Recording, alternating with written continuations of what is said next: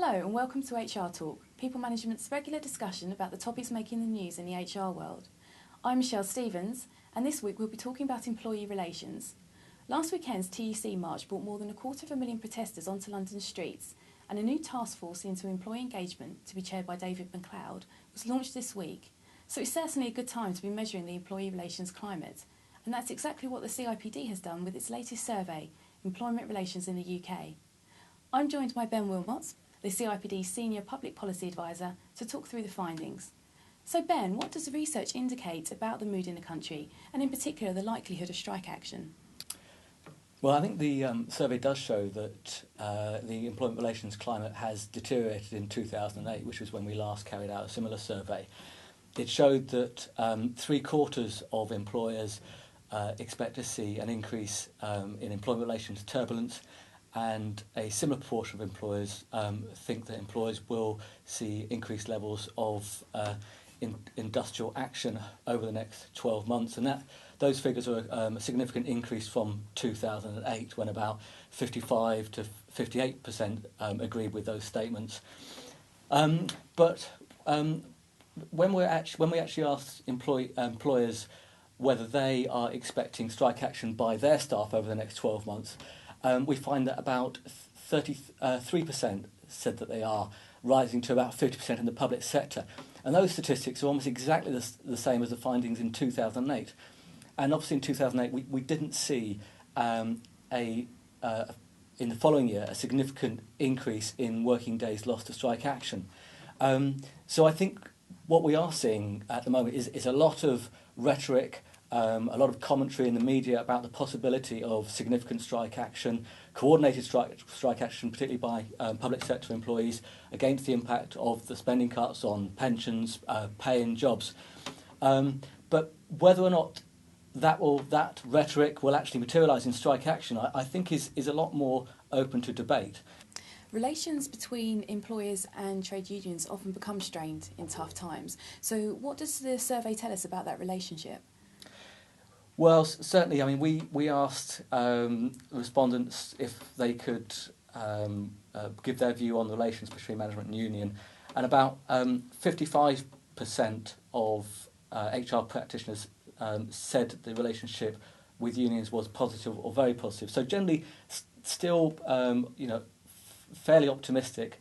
But that was a decrease from 2008, when about 65% of respondents said the relations between unions and management was positive. We also asked respondents about the sort of obstacles to partnership between unions and management, and the number one obstacle was that unions representatives don't have sufficient understanding of the business. The second biggest obstacle was a lack of trust on both sides. And the final one, and this was particularly prevalent in the public sector, was that national level union politics interfere with local union representatives' ability to build effective working relationships with management. We've been told for a long time that the unions are in decline. Is there any evidence that they are gaining more strength and relevance at this present time, or are we moving towards a new model of employment relations? I think it's important to state that our survey is just a sort of a temperature check. We have 370 responses, so we can't really say that this represents UK PLC. But what our survey suggests is that there is some evidence, according to our respondents, that union membership has increased in the last 12 months. However, when you ask respondents whether union influence has weakened or strengthened over the last 12 months, a net positive balance of employers actually say that union influence has weakened. So I think it's a mixed picture. You are seeing the public sector respondents more likely to say that union membership has increased over the last 12 months. But then again, public sector respondents are also more likely to say that union influence has weakened over the last 12 months than they are to say than they are to say that it has strengthened. So the new task force led by David McLeod has put the issue of employee engagement into the spotlight again. How important do you think this is to the UK's private sector recovery? Well, I think it's vital, not just for the private sector, but also for the public sector. I think during what is going to be a tough economic outlook for the next 3 or 4 years, given the state of public finances, we are going to see restrained wage settlements. We already have high inflation. We are going to see increased pressure on public sector jobs and pension provision.